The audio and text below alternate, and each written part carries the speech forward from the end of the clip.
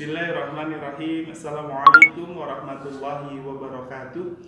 Yang terhormat Ibu Kepala Sekolah Ibu Rumiati SPD MPD, yang kami hormati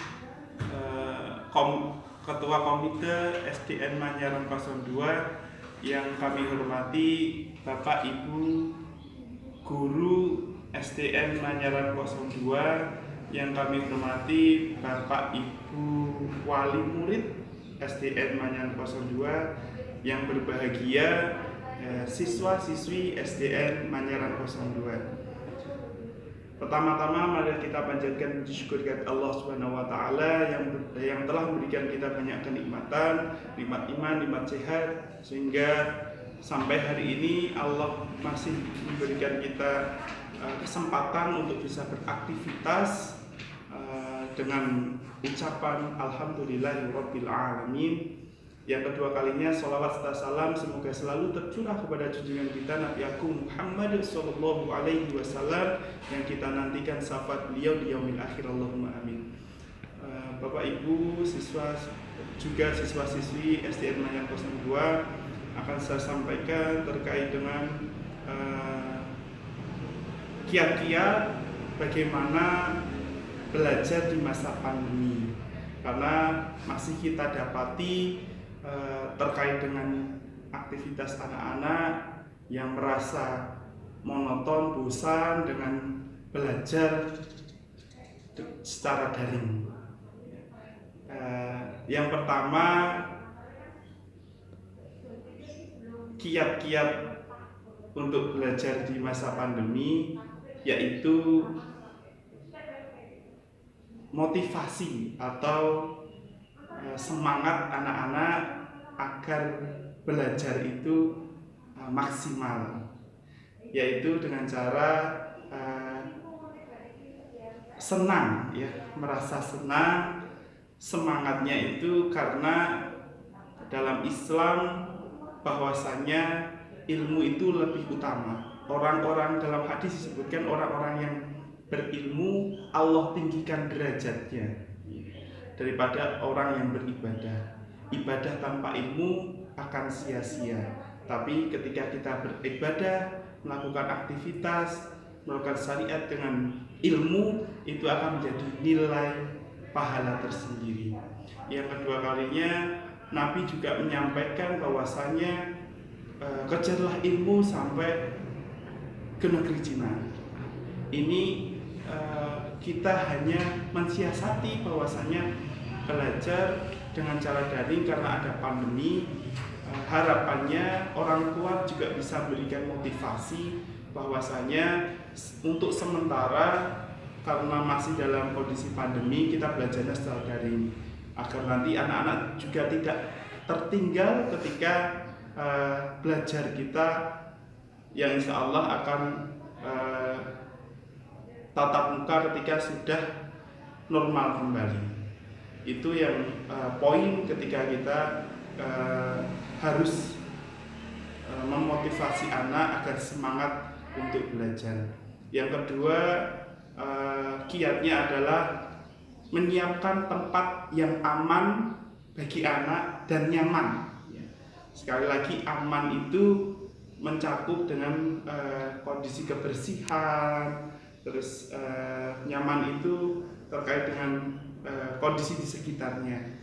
Selama aktivitas belajar dengan cara daring, harapannya kondisi ruangan atau tempat yang untuk belajar kondusif agar tidak ada kendala ketika proses belajar mengajar, dan anak-anak bisa mengikuti. Harapannya seperti itu. Yang ketiga, bahwasanya anak-anak diharapkan untuk bisa membuat jadwal harian. Ya.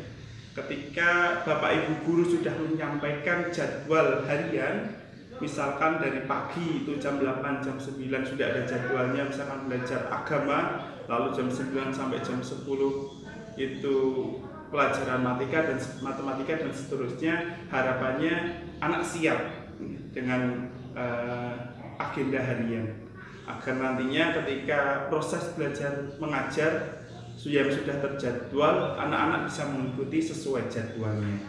Selanjutnya jangan malu bertanya. Kiat selanjutnya adalah jangan malu bertanya.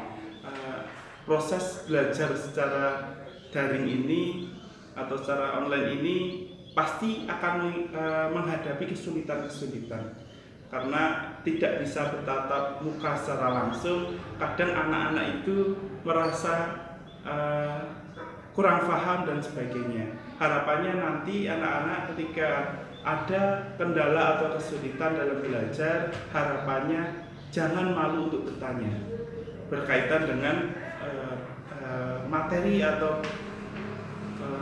hal-hal yang disampaikan oleh Bapak Ibu guru, biar nantinya jelas dan materi bisa dan anak-anak bisa paham terhadap materi yang disampaikan. Yang terakhir, kiat-kiat belajar secara efektif ketika daring adalah dengan menjaga kesehatan. Anak-anak sekalian, ketika ada himbauan, di samping Pak Ahmad sudah ada banner yang isinya tentang protokol kesehatan.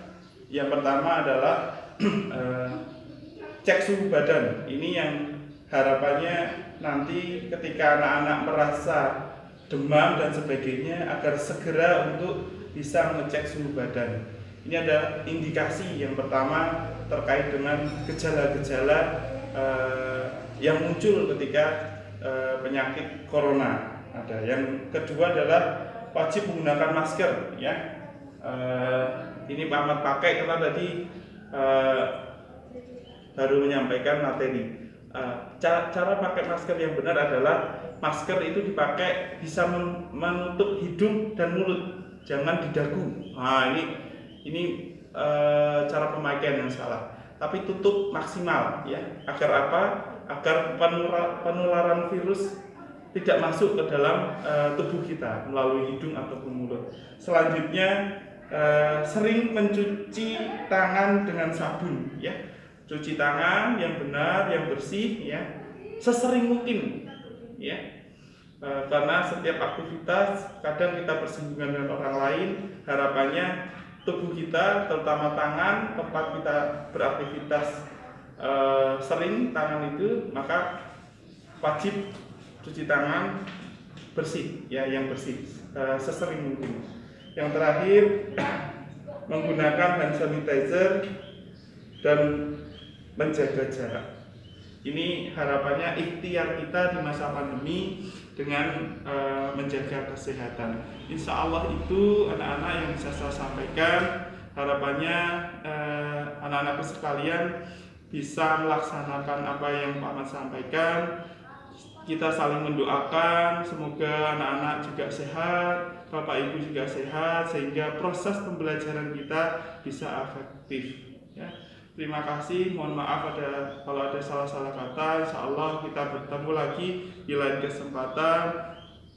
Wabillahi taufiq wal hidayah. Wassalamualaikum warahmatullahi wabarakatuh.